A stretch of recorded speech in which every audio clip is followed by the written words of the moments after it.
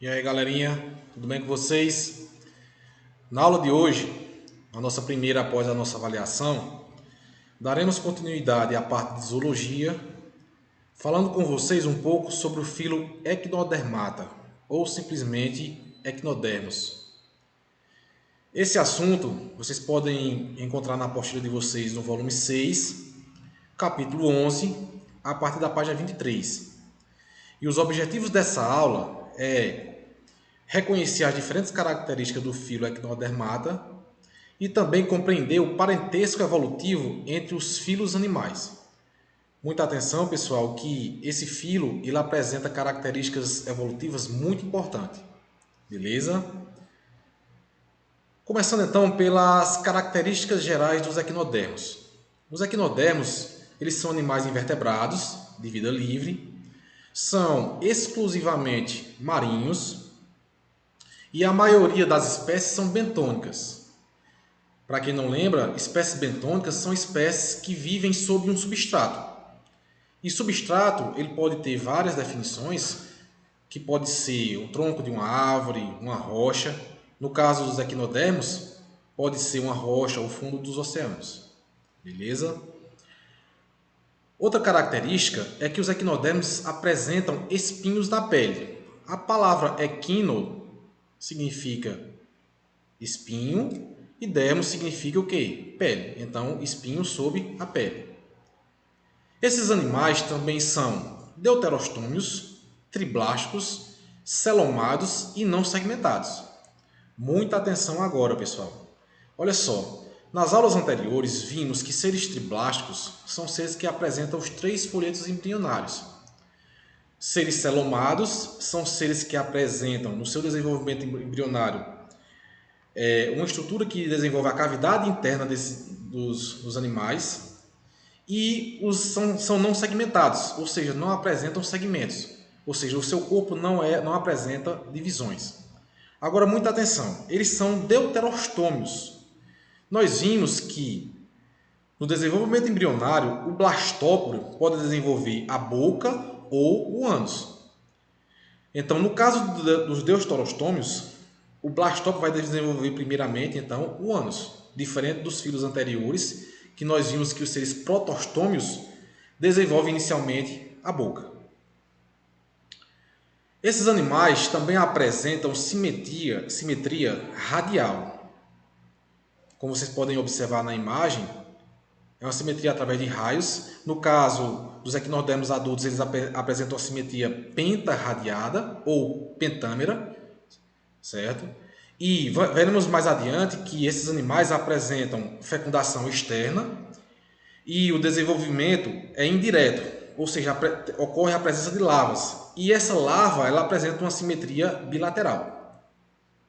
Esses animais também apresentam um endoesqueleto calcário, que possui algumas características, como por exemplo, a origem é mesodérmica, apresenta placas calcárias independentes, também chamadas de móveis, formam os espinhos, ou seja, esse endoesqueleto vai formar os espinhos do corpo desses animais. E esses espinhos têm uma característica que eles são revestidos por epiderme. E esse endoesqueleto tem como principal função a sustentação, a resistência e também a proteção do corpo desses animais. Ainda falando do endoesqueleto, nós temos aqui, por exemplo, o ouriço do mar, e na ampliação nós podemos ver algumas estruturas epidérmicas. Mas antes, observem aqui a parte interna do corpo, as placas calcárias independentes, também chamadas de móveis, e nós vamos observar aqui 3 estruturas que nós chamamos de epidérmicas: os espinhos, a pedicelária e também a pápula. A pedicelária ela tem como principal função. Primeiro, a pedicelária ela é uma estrutura que se assemelha a uma pinça, certo? E tem como principal função a remoção de detritos e fragmentos do corpo desses animais. E também, em algumas espécies, eles são responsáveis pela captura de pequenas presas. Já a pápula, ela vai apresentar basicamente 2 funções, que é as trocas gasosas e também vai auxiliar na excreção dos equinodermos. Os principais representantes do filo equinodermo, nós temos então a estrela do mar, a serpente do mar, o ouriço do mar, o pepino do mar e também temos o lírio do mar. Falando agora um pouco sobre a fisiologia dos equinodermos, queria pedir mais uma vez a atenção de vocês. Esses animais apresentam um sistema chamado de sistema ambulacrário ou hidrovascular. Essa é uma característica também muito marcante dos equinodermos.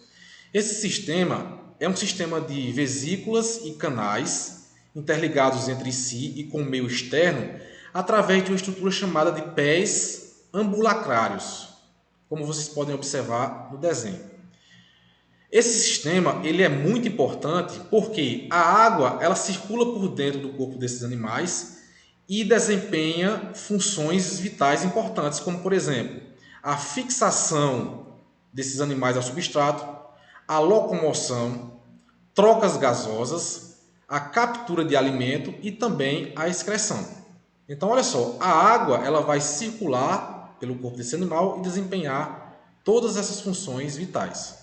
Mas qual é o caminho percorrido pela essa água?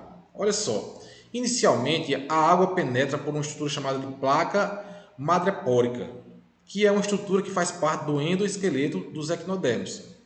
Da placa madrepórica, ela passa pelo canal circular, que é um canal que fica ao redor da boca desse animal. Do canal circular para o canal radial, que fica nos braços. Do canal radial para as ampolas e, por fim, para os pés ambulacrários. Basicamente, é esse o percurso da água no corpo dos equinodermos. Agora, o sistema digestório. Esses animais, eles são herbívoros, podem ser também carnívoros, dentrívoros ou onívoros. Só lembrando que animais dentrívoros são animais que se alimentam de restos de plantas e animais mortos, e animais onívoros são animais que são herbívoros e carnívoros ao mesmo tempo. O sistema digestório desses animais é completo, ou seja, apresenta boca, esôfago, intestino e ânus, com exceção dos ofiuroides, que não apresentam ânus, certo? Esses animais também apresentam boca, chamada de face oral. Essa face oral geralmente está voltada para o substrato, que é o local onde eles adquirem comida, a alimentação. E também temos o ânus, que é a face aboral. Geralmente é a face que fica do lado oposto à boca. Nós temos como exemplo o ouriço do mar. O ouriço do mar ele apresenta uma estrutura bem interessante chamada de lanterna de Aristóteles. Essa estrutura ela possui 5 dentes. Como os ouriços do mar se alimentam de algas, esses dentes vão auxiliar ao ouriço a raspar o alimento das rochas. Temos também o exemplo da estrela do mar. A estrela do mar é bem interessante porque ele é um animal carnívoro, certo? Geralmente elas se alimentam de moluscos e olha só que interessante.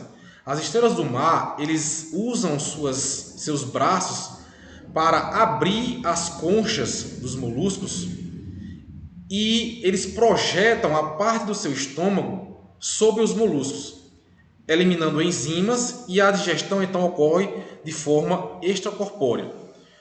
Logo após ocorrer a digestão, o alimento é então absorvido. Como vocês podem ver aqui na imagem. Continuando, agora o sistema respiratório dos equinodermos. As trocas gasosas dos equinodermos acontecem por brânquias. Essas brânquias estão localizadas próximo à boca desses animais e também nos pés ambulacrários, que é por onde a água circula. Nós temos aqui o exemplo também da estrela do mar. A estrela do mar ela apresenta 5 pares de brânquias dérmicas, que também chamamos chamadas de pápulas, como nós vimos no início da nossa aula, o que são pápulas. E também temos o pepino do mar. Ele apresenta uma estrutura chamada de árvore respiratória. A árvore respiratória, como vocês podem observar na imagem, são finos canais ramificados que têm como principal função as trocas gasosas. O sistema circulatório. O sistema circulatório ele é ausente ou é rudimentar. Esses animais não apresentam coração típico, eles apresentam um líquido incolor que circula na cavidade celomática e tem uma característica semelhante ao do sangue, no caso do corpo humano, certo? Ele tem como principal função o transporte de substâncias, como por exemplo o transporte de nutrientes, o transporte de oxigênio e no caso desses animais também auxilia na excreção. O sistema excretor dos equinodermos é feito pelo sistema ambulacrário, como a gente já tinha comentado, já que a água ela circula pelo corpo desses animais. O sistema nervoso é pouco desenvolvido, não temos muito o que falar sobre o sistema nervoso. Basicamente vai ser encontrado um anel neural, que fica na parte central, ao redor da boca desse animal, de onde parte o nervo radial que fica nos braços. A reprodução. A reprodução dos equinodermos é sexuada, são animais dioicos, ou seja, apresentam o macho e a fêmea. E interessante, existe uma certa dificuldade de diferenciação entre o macho e a fêmea. Dificilmente você vai conseguir distinguir quem é o macho e quem é a fêmea, simplesmente olhando as características externas. Esses animais também apresentam gônadas, no caso do homem, no caso dos machos, os testículos, e no caso das fêmeas, os ovários, que estão localizados na cavidade celomática. A fecundação desses animais é externa, como a gente também já havia comentado. O desenvolvimento é indireto, ou seja, vai ocorrer a apresentação de larvas, certo? E sobre essas larvas, a gente tem algumas coisas para falar sobre elas. Elas apresentam simetria bilateral, ou seja, o corpo dividido em duas partes iguais. Essas larvas fazem parte também do fitoplâncton, que são minúsculas partículas que fazem parte dos ecossistemas aquáticos, certo? E outra coisa, a larva ela é uma larva nadante e ciliada, ou seja, é uma larva que possui cílios, uma característica importante que é um grande mecanismo de dispersão. Além disso, pessoal, os equinodermos também apresentam uma grande capacidade de regeneração, ou seja, espinhos, pediceláceas que são quebradas, elas podem ser regeneradas. Braços que foram perdidos também podem ser regenerados, inclusive o corpo inteiro pode também ser regenerado. Agora, para isso, tem que ser partido 1/5 do disco central desses animais, como vocês podem ver na imagem. Para finalizar, vamos agora dar uma olhada na sistemática dos equinodermos. Nós temos basicamente 5 classes. A primeira dela, Asteroidea, que o principal representante é a estrela do mar. São animais que apresentam corpo estrelado e achatado. Eles apresentam de 5 ou mais braços, certo? Que se originam no disco central. E esse disco central ele não é nitidamente separado, ou seja, você não consegue distinguir o disco dos braços. Esses animais apresentam também na parte inferior dos seus braços o que nós chamamos de pés ambulacrários, certo? A segunda classe nós temos então a Ophiuroidea.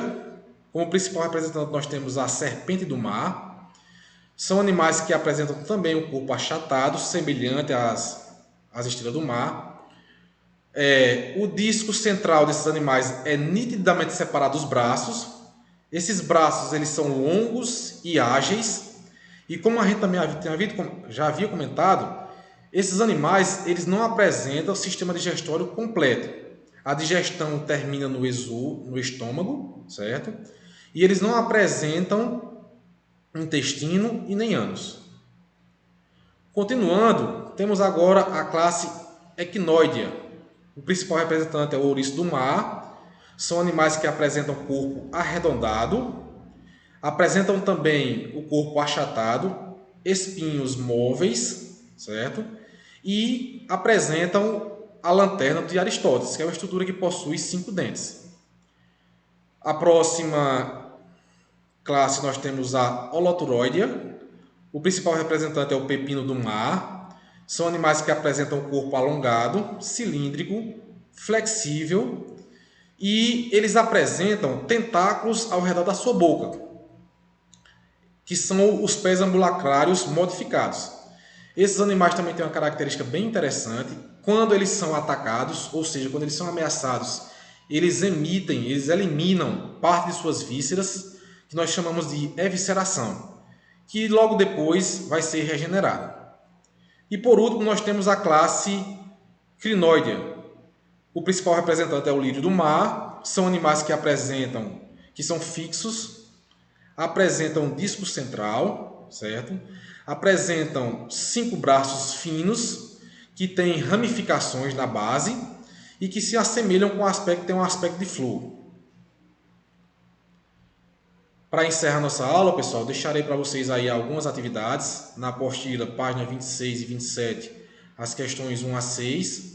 Hora de estudo, página 30 e 31, questões 14 a 27. Caderno de atividade, página 15 a 17, questões 27 a 32. Por hoje é só. Obrigado e até a próxima.